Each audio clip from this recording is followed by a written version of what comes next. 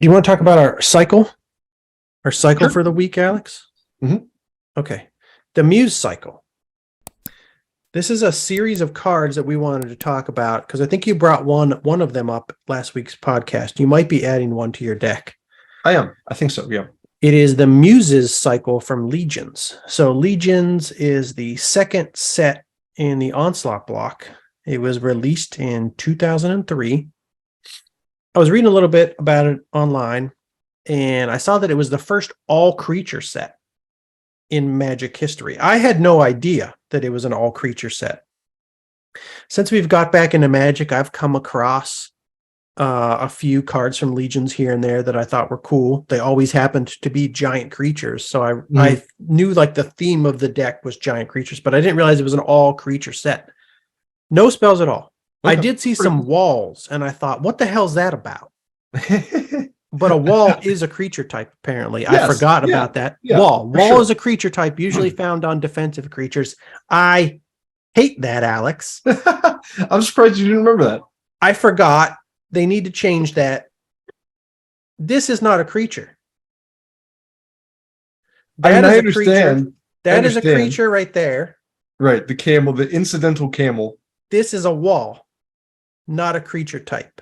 They need to fix this. It's been 30 years. They haven't fixed this. I got this bad boy in my very first starter deck, and I remember being impressed because, I mean, it's 8 relative, toughness. Nothing relative can beat to this. everything else that I was like seeing there. I was like, wow, that thing's okay. I get it. It's purely defensive, but man, that's I can block when you're 11 stuff years with that. old, you're like, what's going to deal with the force of or the Lord of the Pit? Yeah. How are you going to deal with the Lord of the Pit? I'm going to play my Wall of Stone. I said Force of Nature, but a Force of Nature knocks down this Wall of Stone.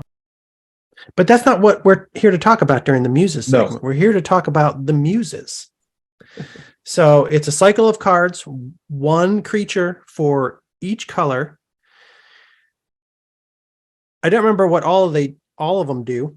I'll remind myself as we go through the segment, but the ones I know about are pretty badass, and I think this breaks a trend that we've been seeing with the other cycles we've discussed recently, where the white creature is by far, or the white spell, the white card is by far the worst. I don't think the white Muse is the worst. And even if it is the worst, we'll see when we go through all of them. It's definitely pretty cool and definitely playable. But the first one I want to talk about is the green Muse. It is Seedborn Muse. It is a rare, first printed in Legions. It's had many reprints, 9th edition, 10th edition, one of the Commander sets. So it's been printed a lot, but it's still quite pricey. It's still around $20, Casting costs 3 colorless, 2 green. It is a creature spirit. It's 2/4, and you can untap all permanents you control during each other player's untap step. Highly rated, highly played, which is why I think it's $20, despite being printed in Legions, 9th edition, 10th edition, and a Commander set. Oh, wow. I think it's just generally good. I mean, I've always loved creatures with vigilance. They were some of my favorites back in the day. Like, I loved loading up my creature decks with cards that either had vigilance or cards or creatures that had first strike. Those are probably my 2 favorite creature mechanics. Nothing beats a moat with a Sarah Angel floating over it, attacker and blocker. This is great for a blue-green deck. I mean, you don't ever have to worry about not doing something you want to do because you want to leave your 2 blue untapped. Your 2 blue are always going to be untapped. You're still open to things like instants and stuff. You can't necessarily stop, because if you tap out on your turn, your opponent has an instant, you don't get to untap until but I mean, they're untap step. So, but it still leaves that mana open for a lot of things that you might want to do during your opponent's. For sure. Yeah. I mean, your opponent's turn. Wanting that would just be like greedy, like that'd be crazy. Yeah. Like, it's already super good. I like also this. Like multiplayer games. Yeah. Every one of your opponents, it's like multiple untap steps. You never have to worry. You could attack whenever you want. Don't have to worry about leaving blockers there to deal with other people who might be coming at you.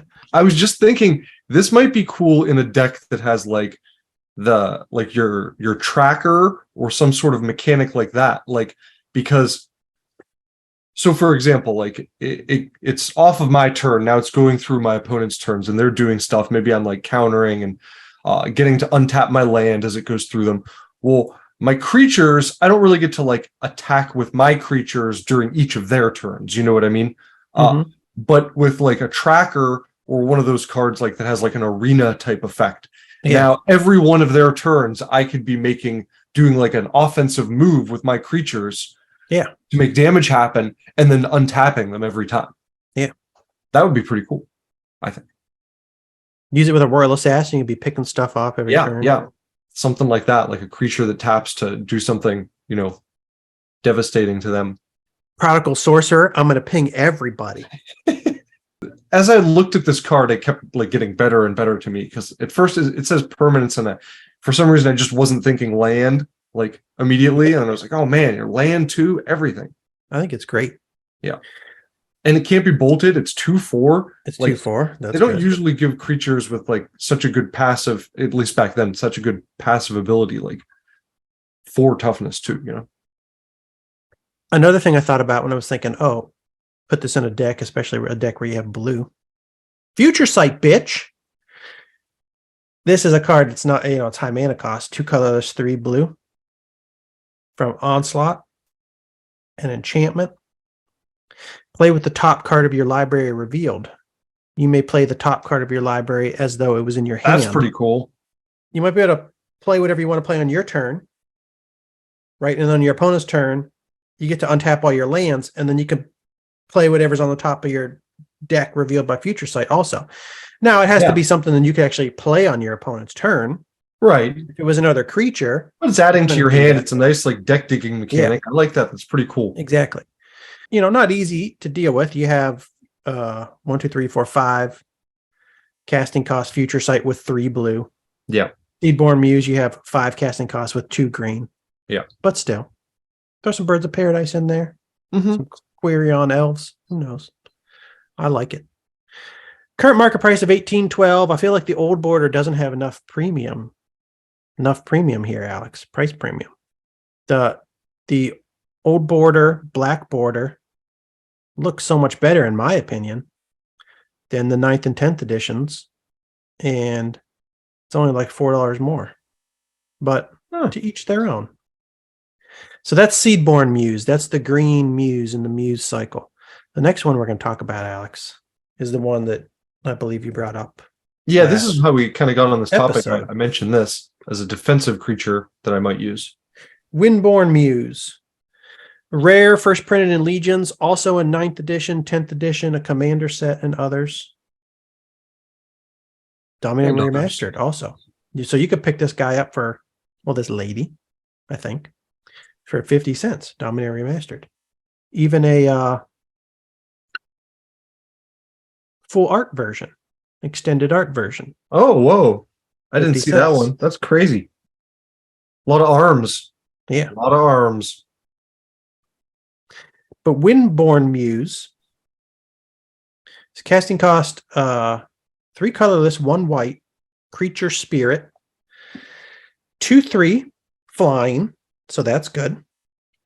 Creatures can attack you unless their controller pays 2 colorless for each creature attacking you. Windborn must. That's not what I wanted to look. That'd be like a black and green card.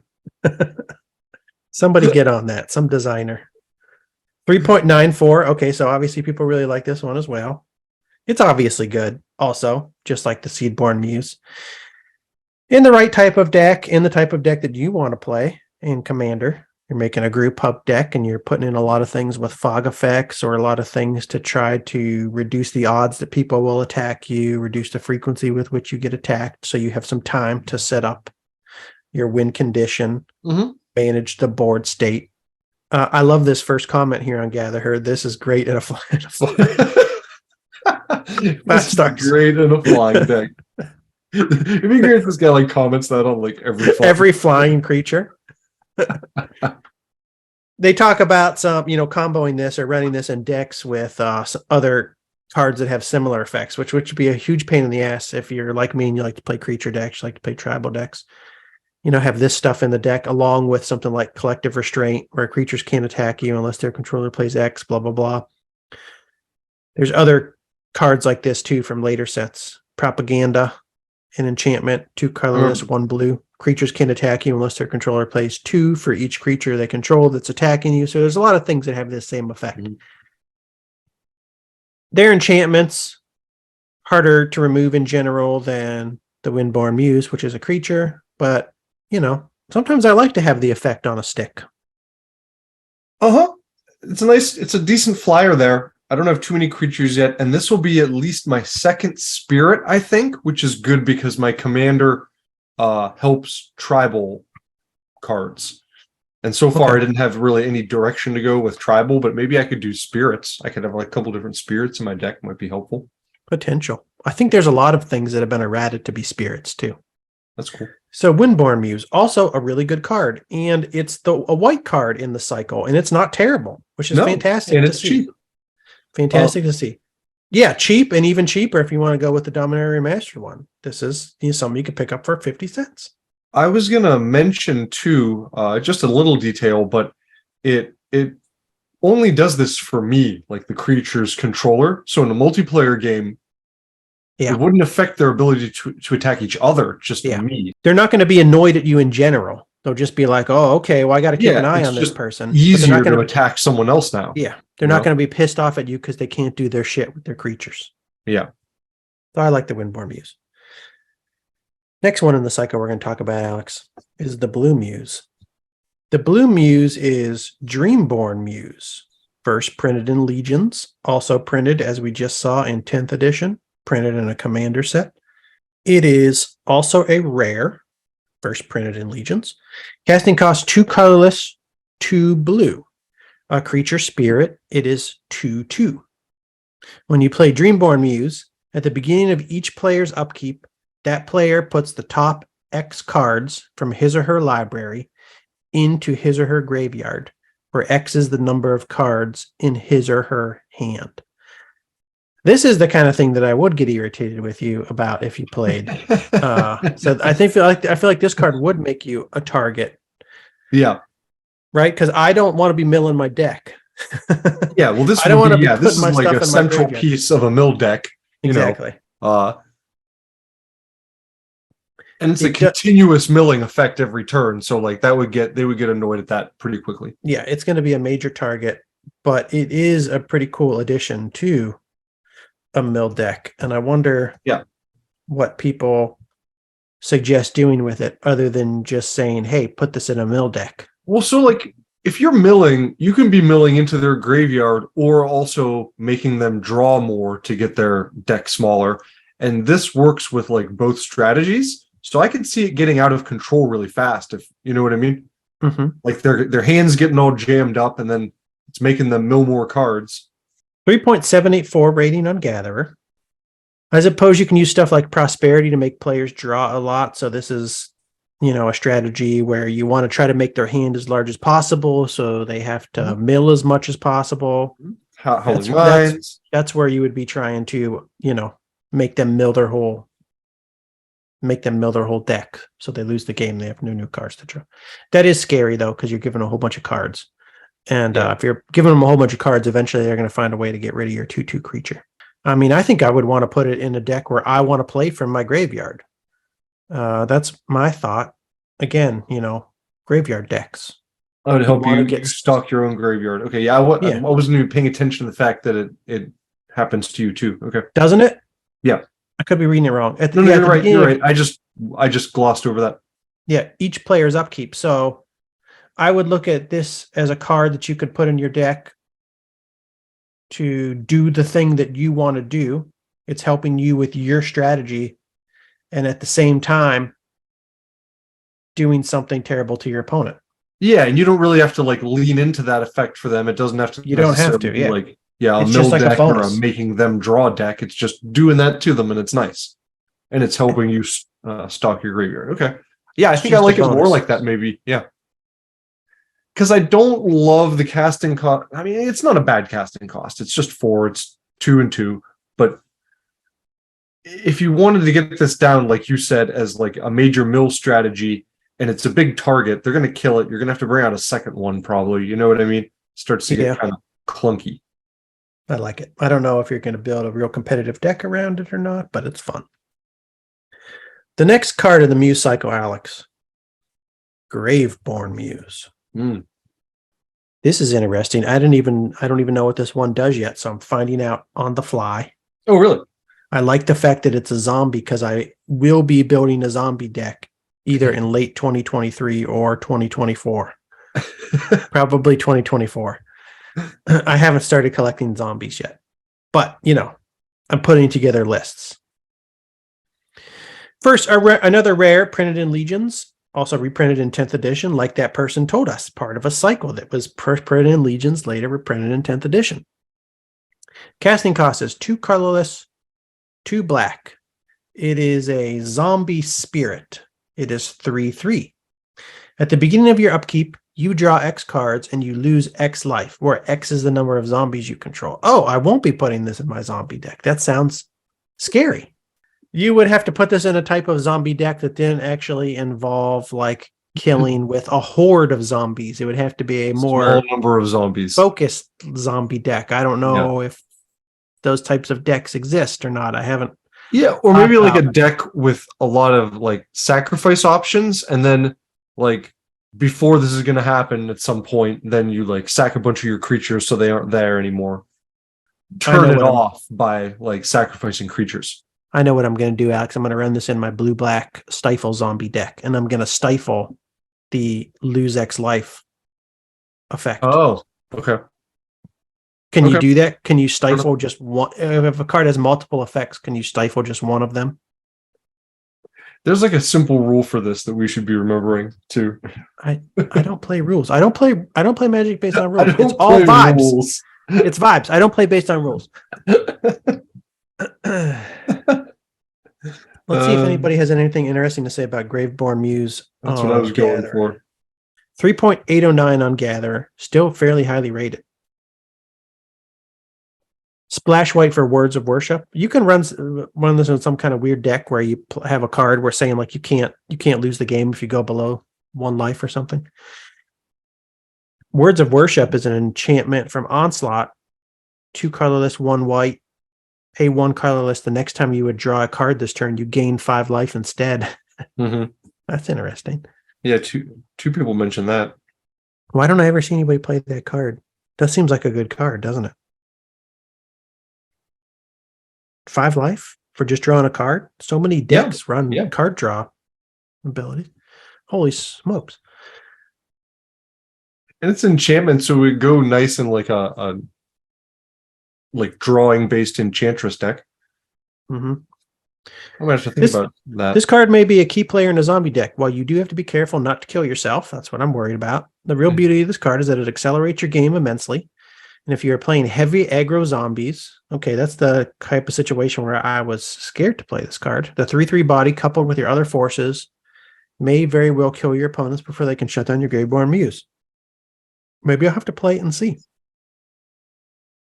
I do feel like I would get myself killed often if I played this card. Okay, so this person says if you are worried about the life loss, keep a carry-on feeder or flushbag marauder on hand, so those allow you to sacrifice creatures. Yeah, you need a way to get rid of it. Yeah. I know, but I could also just not play it. Oh, okay, carry-on feeder is a zombie. Can't block, sacrifice a creature, put a +1/+1 counter on carry-on feeder. Yeah, okay. I haven't seen... Good card to use with that.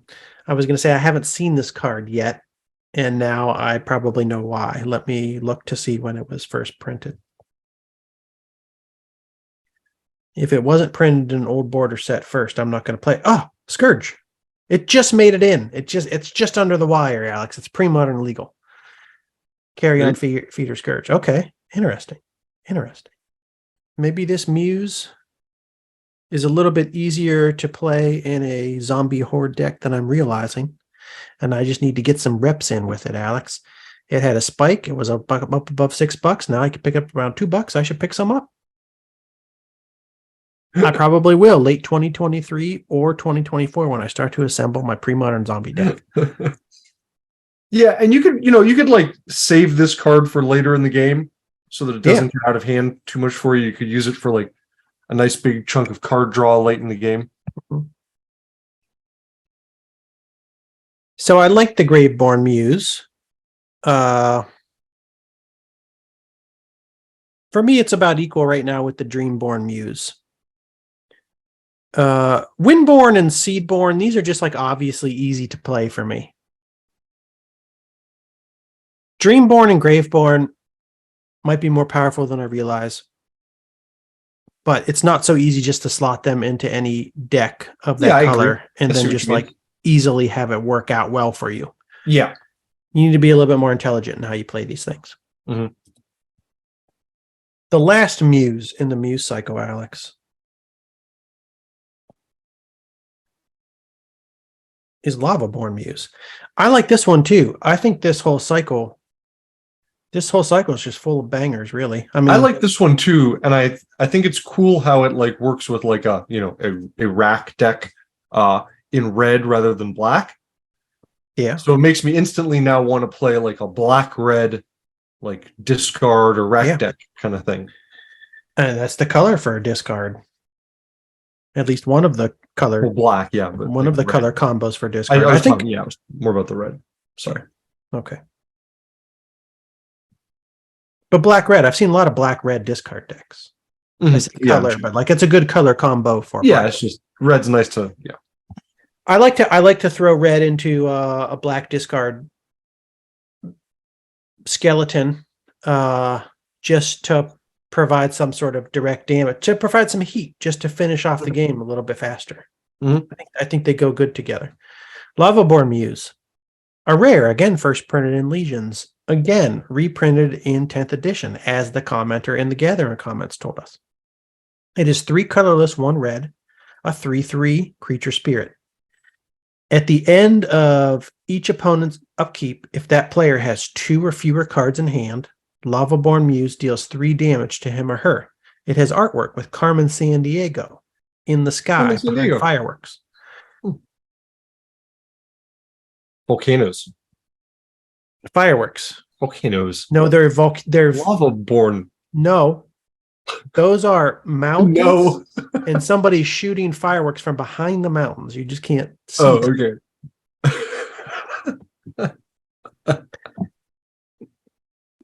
I like it a lot. I mean, it's an obviously good card, I think. It's just in a red deck, there's so many things to put in a red deck. Does this fit into a red deck? I think probably not in a straight red deck, but like you said, not just because, it would have to be a black-red discard deck. That's the kind of thing I would put it in. I don't want to say it would have to be, but that's the kind of thing I would think right off the top of my head to put it in. Yeah. Don't know if people are doing more interesting things with it or not.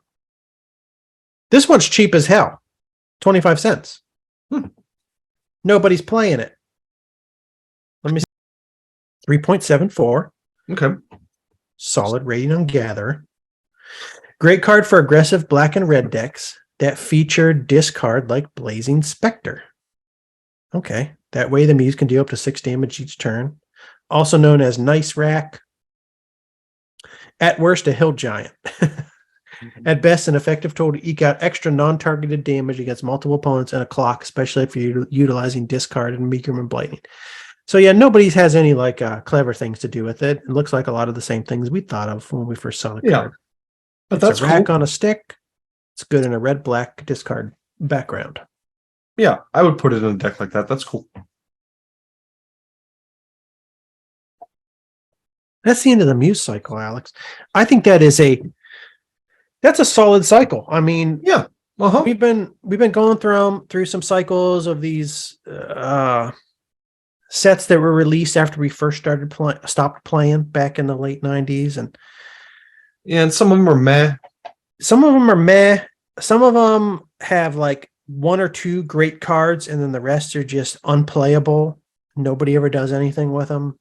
I think this is just all around solid. Like whatever color you play, you could fit a Muse into your deck. I think some better than others, but they're all good. I like this. They all have a use. I think I they're like pretty this. I hate it when it's like, oh, geez, okay, we have a cycle, but only one of them is even playable. The rest are just garbage. Yep. Why did we make a cycle out of this?